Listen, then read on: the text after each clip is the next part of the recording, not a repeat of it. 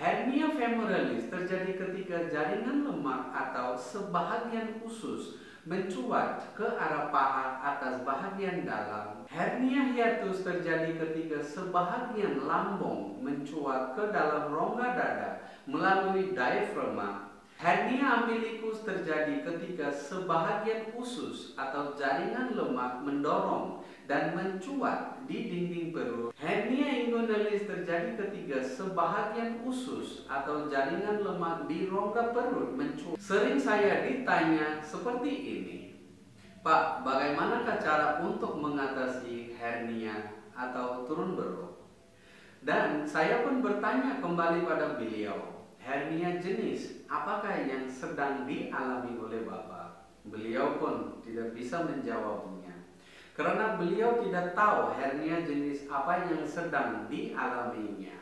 Baiklah, perlu Anda ketahui bahwa hernia ada 9 atau 10 macam jenisnya. Dan setiap jenis hernia itu karakteristiknya sangatlah berbeda atau beragam. Jadi selagi Anda belum mengetahui jenis hernia apa yang sedang Anda mengalami, barangkali sulit untuk mengatasinya. Dalam video ini kita akan belajar bersama-sama tentang hernia dengan detail serta cara untuk mengatasinya.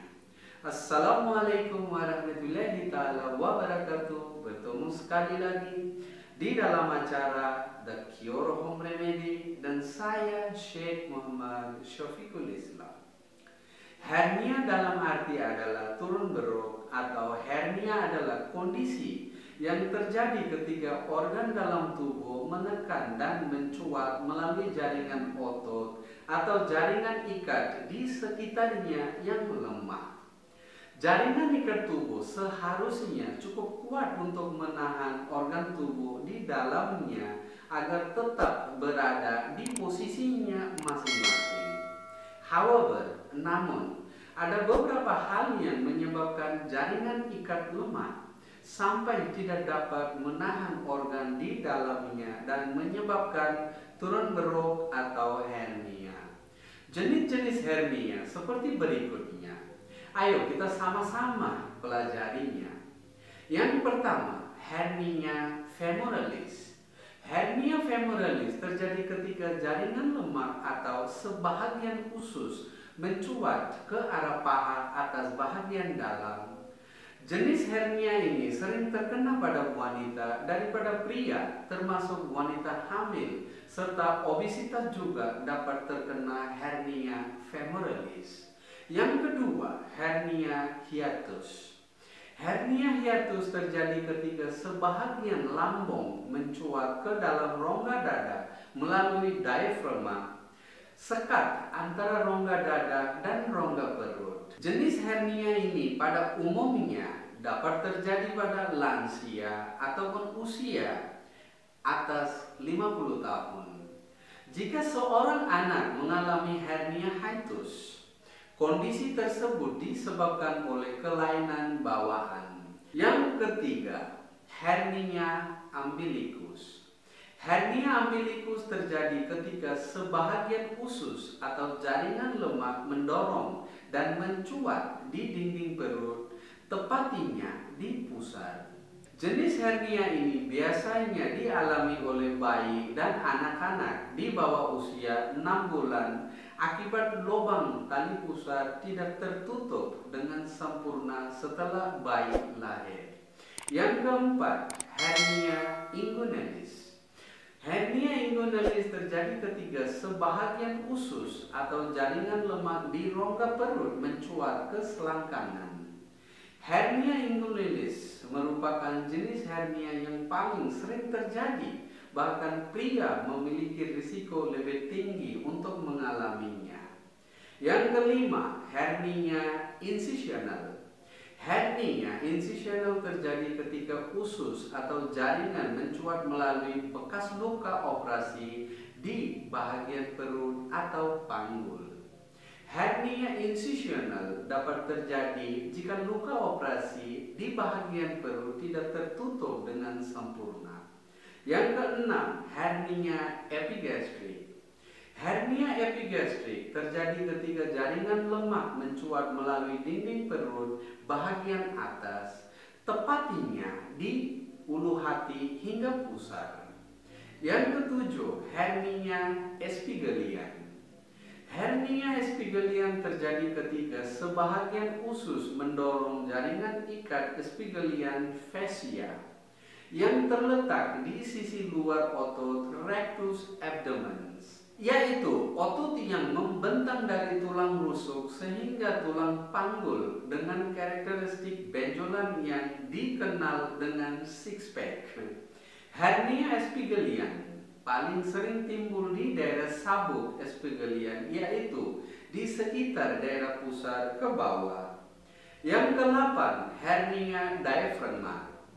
Hernia diafragma terjadi ketika sebahagian organ lambung mencuat masuk ke rongga dada melalui celah diafragma. Hernia jenis ini juga dapat dialami oleh bayi ketika pembentukan diafragma kurang sempurna.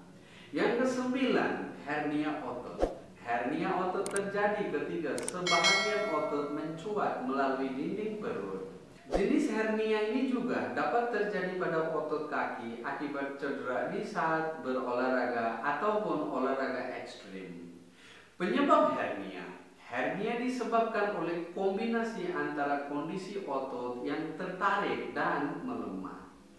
Anda juga perlu tahu bahwa ada beberapa hal yang menyebabkan otot lemah, yaitu seperti contohnya usia, batuk kronis, bawaan lahir, terutama di pusat dan diafragma, cedera atau komplikasi akibat dari operasi di bahagian perut seperti yang saya katakan tadi. Selain itu, ada juga sejumlah faktor yang dipercaya dapat meningkatkan risiko seseorang mengalami hernia, terutama ketika otot tubuh mulai melemah. Di antaranya adalah terlalu sering mengangkat beban yang berat, konstipasi atau sembelit yang menyebabkan penderitanya harus mengejang di saat buang air besar, kehamilan yang menyebabkan meningkatnya tekanan dalam dinding perut, penumpukan cairan di dalam rongga perut, berat badan meningkat secara tiba-tiba,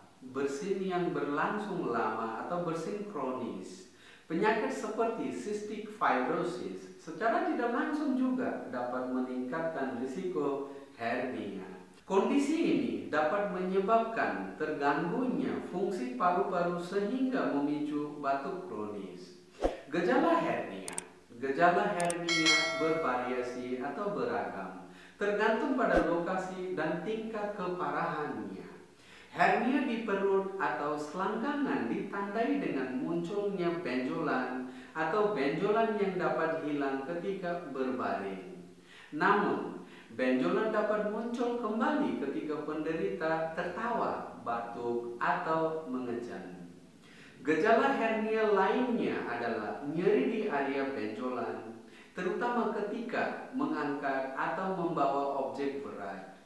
Terasa berat dan tidak nyaman di perut, terutama ketika membongkok.